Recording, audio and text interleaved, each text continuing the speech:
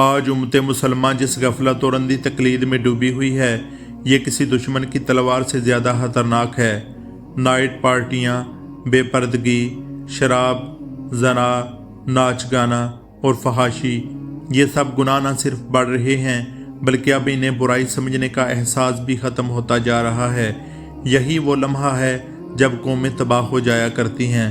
ہمیں اپنی آنکھیں کھولنی ہوں گی۔ یہ گناہ وقتی لذت تو دیتے ہیں لیکن ایمان کو جلا کر راکھ کر دیتے ہیں۔ یہ شیطانی راستہ ہے جو سکون نہیں بربادی لاتا ہے۔ آج شیطان نے گناہوں کو خوبصورت اور فیشن بنا کر پیش کیا ہے تاکہ نوجوان نسل کو گمراہ کر سکے۔ یاد رکھو، حیا ایمان کا حصہ ہے۔ جب یہ ختم ہو جائے تو باقی سب کچھ آسانی سے ختم ہو جاتا ہے۔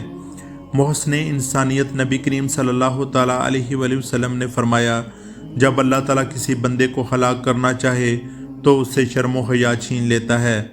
اللہ تعالیٰ نے حضرت جبرائیل علیہ السلام کو حکم دیا کہ قوم لوط پر عذاب نازل کریں۔ حضرت جبرائیل علیہ السلام نے عرض کیا، اے رب، اس بستی میں تو فلاں نیک لوگ بھی ہیں۔ فرمایا گیا، جو لوگ گناہوں پر خاموش ہیں ان کو بھی انہی کے ساتھ اٹھا لیا جائے گا۔ یہ واقعہ اس بات کی واضح دلیل ہے کہ نیکی صرف اپنی ذات تک محدود رکھنے کا نام نہیں، بلکہ جب معاشرہ گناہ میں مبتلا ہو جائے تو خاموشی اختیار کرنا بھی گناہ میں شریک ہونے کے برابر ہے۔ قرآن مجید میں بھی اسی مفہوم کو یوں بیان کیا گیا ہے، اور ڈرو اس فتنے سے جو صرف ظالموں ہی کو نہیں پہنچے گا بلکہ تم سب کو اپنی لپیٹ میں لے لے گا۔ یعنی اگر برائی کو روکا نہ جائے تو اس کا عذاب سب پر آتا ہے، چاہے کوئی برا ہو یا بظاہر نیک۔ یہ ہمیں یاد دلاتا ہے کہ برائی کو دیکھ کر خاموش رہنا دراصل برائی کو بڑھاوا دینا ہے۔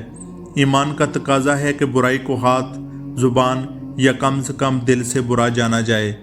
اے مسلمانوں، اپنی بیٹیوں کو حجاب اور عزت کا فخر دو، اپنے بیٹوں کو دین، تقوی اور غیرت سکھاؤ، اپنے گھروں کو فحاشی، گناہ اور برائی سے پاک کرو، گناہ کو معمولی کہنا چھوڑ دو، برائی کو برائی کہنا ایمان کی علامت ہے۔ دنیا کے دھوکے میں نہ آؤ، یہ زندگی چند دنوں کی ہے لیکن آخرت ہمیشہ کے لیے ہے۔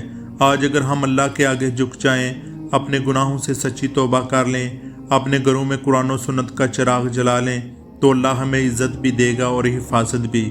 وقت تیزی سے گزر رہا ہے، قیامت قریب ہے اور حساب بہت سخت ہونے والا ہے۔ اب نہیں جاگے تو کل پچھتاوے کے سوا کچھ نہیں بچے گا۔ حیا کو زندہ کرو، کیونکہ حیا زندہ ہو تو امت زندہ رہتی ہے۔